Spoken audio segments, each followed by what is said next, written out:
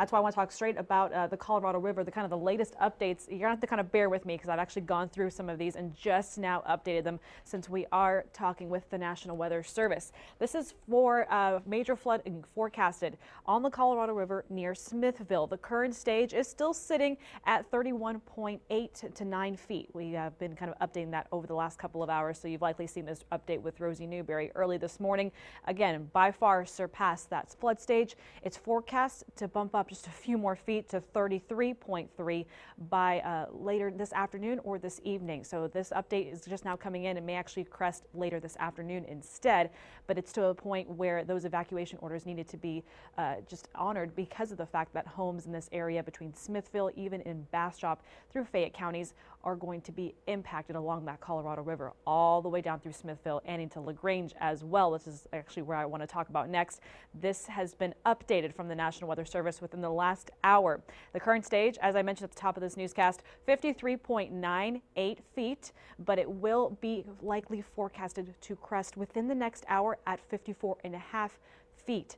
Again, already impacting several homes in that area. We actually have a crew out there who have, giving us that ground truth. They have already seen several homes completely covered in water already up to their roofs. And this heavy rainfall just continuing. It has started ever since this morning, continuing to slam just south of I-10. Believe it or not, that's actually not the heaviest rainfall from what's still left of Harvey. It's actually the outer bands that have been slamming portions of Louisiana all morning long and will continue into the afternoon hours. So let's talk a little bit about what is Harvey doing. It is still a tropical storm status with those maximum sustained wind speeds at 40 miles per hour. It has been stuck at 40 miles per hour for the last 24 hours, but stuck as a tropical storm status for almost 2 whole straight days.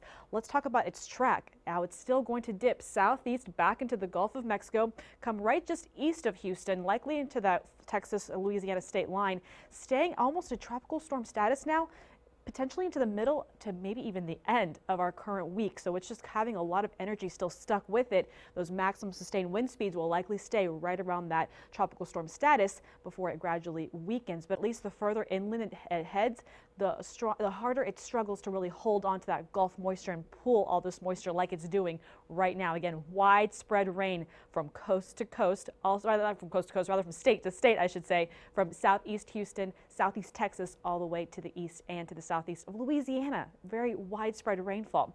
I wanted to bring it closer home just to show you what is actually falling on the ground if you're just about to step out for lunch. Again, travel still highly discouraged down to the south and to the southeast, but say you're closer to Travis County, our metro counties, back through western Lee County and in Milam, very light patchy rain actually making it to the ground.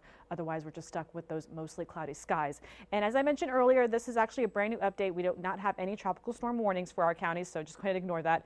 I mentioned we're kind of still updating some of our graphics here, but there is still a flash flood warning for Fayette County until 2:45 this afternoon. Those wind gusts, they are still peaking out there. They're still picking up quite a bit of a breeze, anywhere between 25 to 35 miles per hour at times, but that's been staying pretty isolated to the south and to the southeast in the hill country. We've seen those wind gusts peak anywhere between 20 to 25 miles per hour, and I don't really think they're going to die down until we make it towards tonight, maybe even into tomorrow as well. But the good news, the breeze you're dealing with right now, it's nothing compared to what you were dealing with over the weekend. Here's your high-resolution future radar. Still seeing how we're going to have that potential for some scattered showers to filter on through from the northeast down to the south and to the southwest, but coverage not as impressive as what we saw over the weekend. That's some great news out to Bastrop counties and Fayette counties. That could give them some of a break because by tonight it looks like those rain chances are going to shut down pretty quickly, and then we'll just be looking for some lingering scattered showers to go off and on throughout the area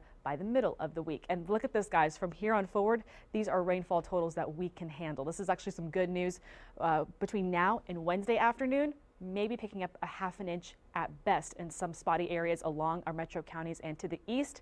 Our long range forecast between now and maybe even the end of the weekend, anywhere between ¼ of an inch or less in the hill country, possibly up to an inch or an inch and a half in the metro area.